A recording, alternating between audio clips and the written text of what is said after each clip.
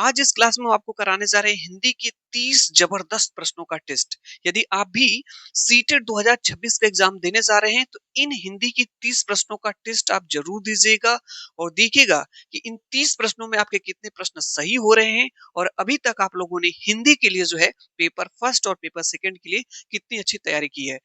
Test देने से पहले हम आपको बता दें जो हिंदी की 30 प्रश्न रहेंगे, इन 30 प्रश्नों में आपके जो है 15 प्रश्न आपके पेडागोजी के हैं और 15 प्रश्न आपके व्याकरण के हैं। आज इस क्लास में हम देखेंगे कितने प्रश्न सही करते हैं। और एक चीज और हम आपको बता दें, ये जितने भी प्रश्न हैं 2014 से लेकर के 2024 तक के जितने भी पेपर हुए हैं पिछले 10 सालों में, उन्हीं से प्रश्न हम लेकर के इस क्लास में आए हैं। तो यदि आप भी सीटेट 2026 के लिए तैयारी कर रहे हैं तो टेस्ट को जरूर दे करके जाइएगा। ये रहा आपके पास पहला प्रश्न। चलिए, टेस्ट का क्या तरीका है, प्रश्न हमारे साथ पढ़िए, ऑप्शंस पढ़िए, लेकिन हमसे पहले आपको ऑप्शन सोच लेना है कौन सा ऑप्शन सही होगा। देखिए, पहला प्रश्न आपका है, पहले पेडागोजी के क्वेश्चन देखेंगे। भाषा सीखने में सबसे पहले कौन सा कौशल विकसित होता है? भाषा सीखने में सबसे पहले कौन सा कौशल विकसित होता है? लेखन कौशल, पठन कौशल, श्रवण कौशल या भाषण? 2017, 19 और 22 में प्रश्न पूछा गया है। क्या है प्रश्न आपको आ रहा है? इसका मन में आंसर सोच लेना है क्या होगा। तो भाषा सीखने में अगर देखा जाए तो बच्चों के लिए सबसे पहले अगर कोई कौशल होता है तो होता है श्रवण। श्रवण मीन्स क्या होता है? सुनना। इसीलिए देखे होंगे नन्हे मुन्ने बालकों को सबसे पहले अगर कोई चीज सीखते हैं तो सुनना सीखते हैं, ठीक है, जन्म लेने के बाद। उसके बाद धीरे धीरे बोलना सीख जाते हैं, फिर पढ़ना, फिर लिखना सीख जाते हैं। बिल्कुल देरी नहीं करेंगे, ये रहा आपके पास दूसरा प्रश्न। बच्चों की भाषा त्रुटियों के प्रति शिक्षक का दृष्टिकोण कैसा होना चाहिए? अगर आप एक शिक्षक हैं तो अगर बच्चे गलतियां कर रहे हैं, त्रुटियां कर रहे हैं, तो आपका दृष्टिकोण क्या होना चाहिए, कैसा होना चाहिए? दंडात्मक, नकारात्मक, उपेक्षात्मक या सकारात्मक? आप लोग सोच लें मन में कौन सा आंसर इसका सही होगा। इसका राइट आंसर अगर आप सोच रहे हैं ऑप्शन नंबर डी तो बिल्कुल सही है, सकारात्मक होना चाहिए। 2018-21 में यह प्रश्न पूछा गया। ये लीजिए, तीसरे नंबर का प्रश्न है, भाषा शिक्षण का मुख्य उद्देश्य क्या है? बहुत ही ज्यादा इंपॉर्टेंट है। जो भाषा शिक्षण होती है उसका मुख्य उद्देश्य क्या है? व्याकरण रटाना, परीक्षण पास कराना, सॉरी परीक्षा पास कराना, संचार क्षमता का विकास या शब्द याद कराना? देखिए, हमेशा आपको एक पॉजिटिव ऑप्शन ही सिलेक्ट करना है, नेगेटिव ऑप्शन नहीं सिलेक्ट करना है। जब भी आप सीटेट के प्रश्नों को हल करिएगा तो इस बात का ध्यान रखिएगा। तो भाषा शिक्षण का मतलब होता है सीखना। शिक्षण, देखिए, ये सीटेट की भाषा में इसको शिक्षण कहा जाता है, लेकिन शुद्ध भाषा में सीखना कहा जाएगा और इसे इंग्लिश में लर्निंग कहा जाता है, ठीक है। तो ये कहा है भाषा शिक्षण का मुख्य उद्देश्य क्या है। अगर आप इसका सही आंसर सोच रहे हैं ऑप्शन नंबर सी, तो संचार क्षमता का विकास करना। संचार का मतलब होता है कम्युनिकेशन, संप्रेषण, यानी आपस में जब बच्चे संवाद करते हैं, बातचीत करते हैं, यही भाषा शिक्षण का मुख्य उद्देश्य होता है। तो अब तक कितने प्रश्न कराए? 3।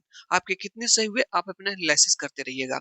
ये लीजिए, आपके पास चौथा प्रश्न यहाँ पे है अभी, ठीक है। व्याकरण पढ़ाने की सर्वोत्तम विधि कौन सी है? नियम आधारित, अनुवाद विधि, रटंत विधि, संदर्भ आधारित? जल्दी से इसका आंसर आप सोच लें, क्या आंसर आपका होगा। व्याकरण पढ़ाने के लिए सर्वोत्तम विधि कौन सी हो सकती है? सबसे बेस्ट मेथड क्या हो सकता है आपको बताना है। इसका सही आंसर सोच रहे होंगे अगर ऑप्शन नंबर डी, तो बिल्कुल सही है, संदर्भ आधारित, मतलब कॉन्सेप्चुअल बेस्ड होनी चाहिए। 2018, 21 और 22 में प्रश्न पूछा गया। यहाँ पे देखिएगा, ये छोटे छोटे प्रश्न है, बहुत ज्यादा इंपॉर्टेंट है। यहाँ पे है कि बहुभाषी क्लास में शिक्षक को क्या करना चाहिए? यानी जहाँ पे बहुत सारी भाषाएं, बहुभाषी का मतलब होता है जिसमें बच्चे बहुत सारी भाषाएं सीखते हैं, ठीक है, बहुत सारी भाषाएं बोलते हैं। ऐसे क्लासरूम में शिक्षक को क्या करना चाहिए? केवल एक भाषा प्रयोग करना चाहिए, बच्चों को रोकना चाहिए, सभी भाषाओं का सम्मान करना चाहिए या मातृभाषा पर रोक लगानी चाहिए? आप लोग बताएंगे कौन सा ऑप्शन इसका सही होगा। सोच लें, हम आपसे पूछ रहे हैं कौन सा ऑप्शन। हाँ सर, बिल्कुल ऑप्शन दिख गया है। राइट आंसर इसका हो जाएगा आपका ऑप्शन नंबर सी, यानी शिक्षक को सभी भाषाओं का सम्मान करना चाहिए, केवल एक भाषा का प्रयोग नहीं होगा। बच्चों को रोकना निगेटिव है, मातृभाषा पर रोक ये भी निगेटिव है। नेक्स्ट प्रश्न आपके पास यहाँ पे है, पठन बोधन का सर्वोत्तम तरीका कौन सा है? पठन बोधन का सर्वोत्तम तरीका कौन सा है? पठन मतलब पढ़ने का सर्वोत्तम तरीका कौन सा है? चलिए जल्दी से आंसर बताइए आप लोग। जोर से पढ़ना, रट कर पढ़ना, अर्थ केंद्रित पठन या मौन पठन? क्या है प्रश्न का आंसर आपको आ रहा है? हाँ सर, आ रहा है। अगर इसका आंसर आप सी सोच रहे हैं तो बिल्कुल सही है, बहुत ज्यादा इंपॉर्टेंट है, 2020-23 में पूछा गया और ये हर बार प्रश्न पूछ लिया जाता है ये वाला। पठन बोधन का, जब बच्चे पढ़ते हैं तो ये मत सोचिएगा कि जोर से पढ़ने के लिए पढ़ते हैं, रटने के लिए पढ़ते हैं, मौन के लिए पढ़ते हैं, नहीं, उसका अर्थ समझने के लिए पढ़ते हैं। ये वाला ऑप्शन आपका सही हो जाएगा। ठीक है, बढ़िया है। नेक्स्ट प्रश्न आपके पास लेकर के आए हैं, जल्दी से इसका आंसर सोचिए। भाषा शिक्षण में सही क्रम है, यानी भाषा सीखने में, शिक्षण मतलब सीखने में सही क्रम क्या है? यहाँ पे लेखन, पठन, श्रवण, श्रवण, भाषण, पठन, लेखन, और पठन, लेखन, भाषण, और डी भाषण, लेखन, पठन। यानी कि भाषा शिक्षण में जो सही क्रम है आपको बताना है क्या हो जाएगा। तो देखिए इसका जो सही क्रम आपका हो जाएगा ऑप्शन नंबर बी, यानी LSRW। यानी सबसे पहले बच्चे सुनना सीखते हैं, ठीक है, उसके बाद धीरे धीरे बोलना सीख जाते हैं, तो उसको भाषण भी कर सकते हैं, ये श्रवण, उसके बाद भाषण, फिर उसके बाद बच्चे धीरे धीरे पढ़ना सीखते हैं, फिर लिखना सीखते हैं। तो इस तरह से इसका क्रम है, पहले सुनना, फिर बोलना, फिर उसके बाद पढ़ना, फिर उसके बाद लिखना। ये 4 कौशल है, ये क्रम सही है। लिसनिंग, स्पीकिंग, रीडिंग और राइटिंग। बढ़िया। नेक्स्ट अगला प्रश्न ये रहा, पेडागोजी का, हिंदी पेडागोजी का बार बार पूछे जाने वाली प्रश्न है। बच्चों का शब्द भंडार बढ़ाने का सही तरीका है। अगर बच्चों का आप शब्दकोश बढ़ाना चाहते हैं तो सबसे सही तरीका क्या है? कठिन शब्द है, रटंत अभ्यास है, कठिनाइयां हुआ बातचीत है, परीक्षा अभ्यास है। जल्दी से आप लोग इसका सही आंसर बता दें क्या हो जाएगा। तो देखिए, अगर बच्चों में आपको शब्द भंडार बढ़ाना है तो सबसे अच्छा तरीका है, सबसे बेस्ट तरीका है ऑप्शन नंबर सी, कहानियां बच्चों को सुनाइए, उनसे बातचीत करिए, अपने आप जो है उनके अंदर शब्द भंडार बढ़ जाएगा। नेक्स्ट प्रश्न आपके पास टेस्ट का ये रहा, भाषा शिक्षण बाल केंद्रित होनी चाहिए क्योंकि शिक्षक को सुविधा इससे मिलेगी, पाठ्यक्रम पूरा होगा, बच्चा सक्रिय सीखते हैं और समय कम लगता है। आप लोग बताएं इसका क्या आंसर हो सकता है? मन में सोच लें क्या राइट आंसर होगा। आ रहा है कि नहीं ये प्रश्न? आ रहा है सर। भाषा शिक्षण में बाल केंद्रित होना चाहिए क्योंकि बच्चे क्या होते हैं इसमें? सक्रिय होते हैं, इसीलिए बाल केंद्रित होना चाहिए। जिस भी ऑप्शन में बच्चा सक्रिय होगा वो वाला ऑप्शन आपका बेस्ट होगा, सही होगा। नेक्स्ट प्रश्न लीजिए पेडागोजी का, सुनने की क्षमता का विकास होता है सबसे अंत में, सबसे पहले, लेखन के बाद, पठन के बाद। आप लोग बताएं बच्चों में सीखने की क्षमता का जो विकास होता है कब होता है? तो ये ऑप्शन आपको सोच लेना है कौन सा होगा। सबसे पहले होता है, सबसे पहले सुनना ही तो होता है। सही आंसर हो जाएगा सबसे पहले। ये लीजिए आपके पास 12वां प्रश्न है। व्याकरण का भी टेस्ट कराने वाला हूँ 15 प्रश्न का, देखूंगा उसमें कितने प्रश्न आप सही करते हैं। यहाँ पे है, भाषा कक्षा में प्रश्न पूछने का उद्देश्य। जब आप जो है कि लैंग्वेज क्लासरूम में बच्चों से प्रश्न पूछते हैं तो इसका उद्देश्य क्या होता है?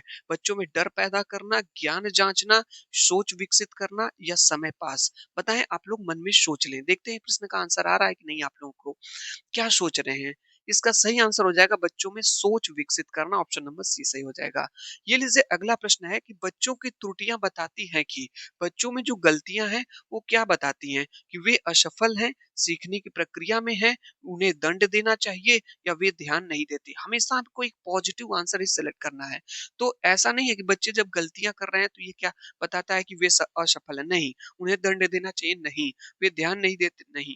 ये सबसे best option option number B, सीखने की प्रक्रिया में है, ये वाला ऑप्शन आपका सही हो जाएगा। ये लीजिए आपके पास अगला प्रश्न, और ये पूछा गया कि भाषा शिक्षण में गतिविधियां होनी चाहिए, यानी भाषा सीखने में जो गतिविधियां हैं ये कैसी होनी चाहिए? नीरस होनी चाहिए, रटंत होनी चाहिए, रोचक व अर्थपूर्ण होनी चाहिए, केवल लिखित होनी चाहिए। सही आंसर आपको सोच लेना है। भाषा शिक्षण में जो गतिविधियां हैं आपकी ये कैसी होनी चाहिए? तो ये निगेटिव वर्ड है, नीरस, रटंत भी है, केवल लिखित भी, ये भी गलत। सही आंसर आपका रोचक व अर्थपूर्ण हो जाएगा। ये प्रश्न का आंसर आपको आ रहा है इसका? यहाँ पे देखिए, प्रभावी भाषा शिक्षक वही है जो अधिक अधिक लिखवाए, केवल पढ़ाएं, संवाद को बढ़ावा दें, नियम याद कराएं। यानी कि अधिक प्रभावी भाषा कौन सी है? ऐसा क्या आप करेंगे जिससे प्रभावी भाषा का विकास होगा? सबसे बढ़िया ऑप्शन है संवाद करें। संवाद मतलब बातचीत करें, बातचीत से बच्चे ज्यादा जो है प्रभावी भाषा सीख पाएंगे। तो यहाँ पे आपका ऑप्शन नंबर ई नहीं होगा, ये भी नहीं होगा। यहाँ पे भी क्या प्रश्न पूछा था? प्रभावी भाषा शिक्षक वही है, ठीक है, जो संवाद को बढ़ाए, जो बातचीत जो है कन्वर्सेशन को बच्चों के साथ चर्चा करें। ये रहा आपके पास 15 पेडागोजी, आपको समझ में आ गया होगा कितने प्रश्न आपके सही हुए। इसके बाद हम आपको कराने जा रहे हैं व्याकरण के प्रश्न का टेस्ट, उसका भी देंगे आप लोग टेस्ट। हाँ सर, जल्दी से आप लोग जुड़ जाएं उस वाले टेस्ट से, पूरा दे के टेस्ट जाइएगा आप लोग। ये लीजिए, अभी भी है क्या भाई? अभी एक प्रश्न इसका है, देख लेते हैं। भाषा अधिगम में बच्चों की गलतियां क्या दर्शाती है? बहुत इंपॉर्टेंट प्रश्न है। भाषा अधिगम में बच्चों की गलतियां, जो बच्चे एरर करते हैं सीखते समय भाषा को, तो क्या ये दर्शाती है? असफलता को, लापरवाही को, सीखने की प्रक्रिया को, अनुशासनहीनता को। सही आंसर हो जाएगा सीखने की प्रक्रिया को। ये इंपॉर्टेंट प्रश्न है, पूछता है जब बच्चे गलतियां करते हैं ये दर्शाता है सीखने की प्रक्रिया को। जब बच्चे सीख रहे होते हैं तभी तो गलतियां करते हैं। चलिए, ये प्रश्न आपका है व्याकरण का, यहाँ से आपका स्टार्ट है एक्चुअली। चलिए, इसका आंसर आप लोग बताएं क्या हो जाएगा। पूछा है यहाँ पे नील प्लस कमल की संधि होगी। नील कमल, नीला कमल, नील कमल, नील कमल कैसे लिखा जाएगा बताएं आप लोग जो है कि। इसका सही आंसर आपका ऑप्शन नंबर ए हो जाएगा, नील कमल हो जाएगा। ठीक है, बढ़िया है। अगला प्रश्न यहाँ पे पूछा गया आपसे प्रश्न कि विद्यालय शब्द में कौन सा समास है। इस वाले शब्द में कौन सा समास है? समास आपको आता है तो इसका आंसर बताइए। विद्यालय शब्द में कौन सा समास है? द्वंद्व समास, बहुव्रीहि समास, अव्ययी भाव समास, तत्पुरुष समास। इसका सही आंसर आप सोच लें क्या हो सकता है। ठीक है, विद्यालय शब्द में कौन सा समास है? इसका सही आंसर आपका हो जाएगा तत्पुरुष समास हो जाएगा। यानी विद्या के लिए आलय, विद्या के लिए आलय के लिए आ रहा है कारक चिन्ह, तो कारक चिन्ह आपके तत्पुरुष समास में होते हैं। यहाँ पे लीजिए ये व्याकरण का प्रश्न है, इसका आंसर आप लोग बताएंगे कि हाथ पीले करना मुहावरे का अर्थ है डर जाना, गुस्सा करना, विवाह करना, हाथ हार मानना। 2018 में, 20 में, 23 में प्रश्न पैसेज के माध्यम से पूछ लिया जाता है। ये बताएंगे आप लोग हाथ पीले करने का क्या अर्थ होगा। तो हाथ पीले करने का मतलब विवाह करना, देखे होंगे आप लोग। ठीक है, हाथ पीला होता है तो मतलब विवाह होता है यहाँ पे। नेक्स्ट प्रश्न यहाँ पे मधुर का विलोम है, कोमल है, कटु है, सरल है, सुगंध है। आप लोग बताएंगे मधुर का विलोम क्या होता है। मधुर का विलोम सोच लिए कौन सा होगा। हाँ सर, मधुर का विलोम यहाँ पे कटु हो जाएगा, तब आपका सही है ये वाला ऑप्शन। ये लीजिए अगला प्रश्न है, बालक शब्द का लिंग है क्या? स्त्रीलिंग, पुल्लिंग है, उभयलिंग है, नपुंसकलिंग। ये वाला जो शब्द है कौन सा लिंग है आपको बताना है। सही आंसर सोच लें क्या हो सकता है। तो जो बालक शब्द है ये आपका पुल्लिंग हो जाएगा। इस प्रश्न का आंसर आप बता सकते हैं क्या? दो जो दूसरों का भला करे एक शब्द होगा, परिश्रमी है, परोपकारी है, दानी है, उदार है। जो व्यक्ति दूसरों का भला करते हैं उन्हें क्या कहा जाता है? उन्हें परोपकारी कहा जाता है। 17 में पूछा गया, 22 में पूछा गया। ये लीजिए अगला प्रश्न है, सुन, सुंदर लड़की में रेखांकित शब्द है यहाँ पे। तो सुंदर लड़की में रेखांकित शब्द आपको बताना है, संज्ञा है, सर्वनाम है, विशेषण है, क्रिया है। सुंदर लड़की में रेखांकित शब्द है, तो रेखांकित शब्द आपका ये वाला है। ठीक है, तो इसी को यहाँ पे बताना है सुंदर शब्द यहाँ पे क्या है, संज्ञा है, सर्वनाम है, विशेषण है या क्रिया है। सही आंसर बता देंगे। हाँ सर, इसका राइट आंसर हो जाएगा विशेषण। जो सुंदर शब्द है आपका विशेषण आपका है। लीजिए ये प्रश्न आपका अगला है, राम ने रावण को मारा मैं करता है। ठीक है, राम जी ने रावण को मारा मैं करता है। रावण है, मारा हो या राम जी, बताएं आप लोग कौन होंगे ऑप्शन। इसका राइट आंसर क्या हो जाएगा। ठीक है, कर्ता पूछा गया है, तो यहाँ पे इसका सही आंसर ऑप्शन नंबर डी हो जाएगा। यहाँ पे राम जी हो जाएंगे, तो यहाँ पे ऑप्शन नंबर डी सही हो जाएगा। यहाँ पे क्या पूछा था, कर्ता ही पूछा था ना। लिख ये अगला प्रश्न व्याकरण का, पुस्तकालय शब्द में उपसर्ग है। यहाँ पे पु है, पुस्तक है, प्र है या कोई नहीं है। आप लोग बताएं क्या ऑप्शन होगा इसका सही। पुस्तकालय में उपसर्ग है, तो पुस्तकालय शब्द में देखा जाए तो आपका कोई भी उपसर्ग नहीं है। ऐसा क्या, उपसर्ग जो होते हैं उसे इंग्लिश में प्रीफिक्स बोला जाता है। प्री मीन्स होता है पहले, फिक्स मतलब जुड़ना। जो किसी शब्द के पहले जुड़ते हैं उन्हें उपसर्ग कहते हैं। तो यहाँ पे तो ऐसा कुछ नहीं है, ये आपका कंप्लीट वर्ड है, इसमें कोई भी उपसर्ग नहीं है। इस वजह से ऑप्शन नंबर डी सही हो जाएगा। अगला प्रश्न आपके पास, जल्दी जल्दी शब्द है, संज्ञा है, क्रिया विशेषण है, विशेषण है, सर्वनाम है। व्याकरण अगर आप अच्छे से पढ़े होंगे तो पक्का इसका आंसर आप सही बताएंगे, सोचेंगे कौन सा ऑप्शन सही हो जाएगा। तो जल्दी जल्दी जो हो जाएगा, क्या संज्ञा है, क्रिया विशेषण है, सर्वनाम है। तो सही आंसर हो जाएगा विशेषण है ना, गलत है। विशेषण नहीं है, क्रिया विशेषण है। अब कहेंगे सर क्रिया विशेषण कैसे पहचानते हैं, तो हम आपको तरीका बता दे रहे हैं। सबसे पहले किसी वाक्य में क्रिया को पहचानिए और इस क्रिया से आप प्रश्न करिए।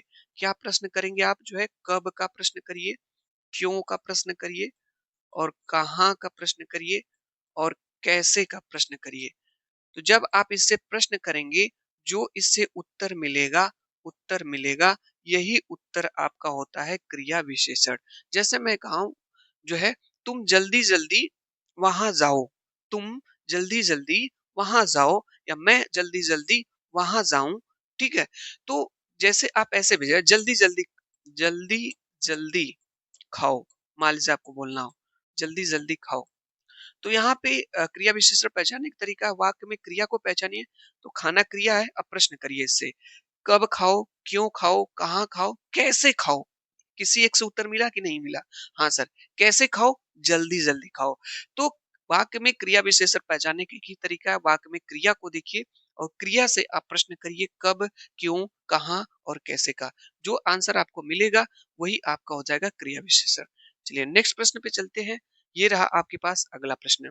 वह आएगा वाक्य का काल है, भूत है, वर्तमान है, भविष्य है, वर्तमान सतत है। सतत मतलब निरंतर चलता हुआ।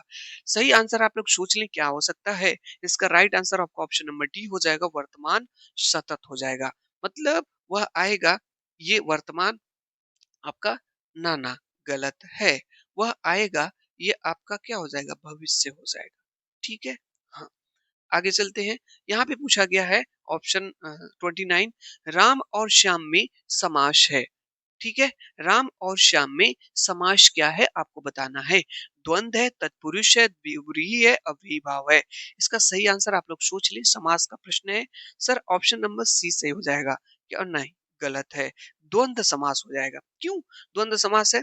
द्वंद्व समास में क्या होता है, दोनों पद आपके प्रमुख होते हैं, उपमेय और उपमान। आप कहेंगे सर हम लोग कैसे पहचाने? देखिए, जो द्वंद्व समास होता है वो दोनों विपरीत होते हैं एक तरीके से, जैसे दिन रात, दाल भात, माता पिता, भाई बहन, ये सभी आपके क्या है, द्वंद्व समास होते हैं। इनके बीच में ये योजक चिन्ह लगता है, या इनको जोड़ने के लिए और का प्रयोग किया जाता है, या का भी प्रयोग कर सकते हैं। तो यहाँ पे देखिए और लगा है, इसलिए यहाँ पे आपका द्वंद्व समास हो जाएगा। ये लीजिए आपके पास अंतिम प्रश्न है व्याकरण का। जो पढ़ने लिखने में निपुण हो, एक शब्द है।